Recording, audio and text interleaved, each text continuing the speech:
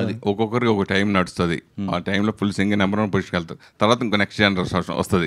మీరు దర్శకుడిగా చాలా గ్యాప్ ఇచ్చారు. అంటే ఇప్పుడు ట్రెండింగ్కి ఇప్పుడు వస్తున్న సినిమాలకి ప్రతి వారం మనం కలిసే సినిమాలు చూస్తాం, రెగ్యులర్గా వచ్చేవారు చూస్తారు. అయితే దాని గురించి మీలో ఎలాంటి మార్పుని తీసుకొచ్చి ఈ సినిమా ప్రాజెక్ట్ మొదలు పెట్టారు అంటే? కాదన్నా, ఇది మన ఇద్దరం అన్న తమ్ముళ్ళు లాంటి వాళ్ళం. నేను ముద్దుగా స్వామి బాబుని పిలుస్తుంటాను. మిమ్మల్ని అడగచ్చు, మిగతా వాళ్ళందరూ ఏమో అనుకోకండి. ఎప్పుడు మాలాంటి వాళ్ళని అడుగుతారు ఏంటనేది ఈ క్వశ్చన్.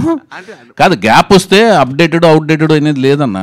నేను అదే దాని గురించి ఆల్రెడీ ఆన్సర్ చెప్పున్నాను. అంటే మీరు ప్రీవియస్ ప్రెస్ మీట్లు రాలేదు. అయితే ఏంటంటే నేను 84లో 83లో మద్రాసు వెళ్ళాను, 84లో సినిమా ఫీల్డ్ జాయిన్ అయ్యాను, 98లో డైరెక్షన్ చేశాను. మరి హిట్లు ఇచ్చాక వరుసగా 6 హిట్లు, 13 ఏళ్ళ తర్వాత డైరెక్షన్ చేశాను.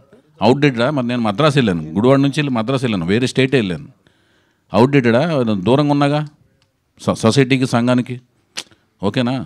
అది కాదు, నీకు జిజ్ఞాస ఎంత ఉంది, క్యూరియాసిటీ ఎంత ఉంది, నువ్వు అప్డేటెడ్గా అవటం కోసం నువ్వేమేమి, ఎంతసేపు నీ క్యూరియాసిటీ ఎంతసేపు, నువ్వు చదివి నీ సబ్జెక్ట్ పట్ల నీకు ఎంత అవగాహన ఉంది, ఎంత అవగాహన అప్డేట్ అవుతున్నావు డైలీ అనే దాని మీదే ఉంది. దాని గురించి అడిగా. దాని గురించి అది చూస్తున్నారు మీరు.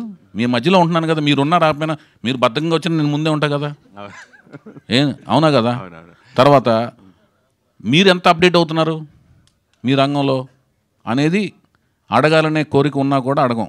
ఎందుకంటే నువ్వు నా మిత్రుడు కాబట్టి నేను అడగను. నేను ఆ మిగతా వాళ్ళు నా మిత్రులు కాదు కాబట్టి వాళ్ళని అడగను.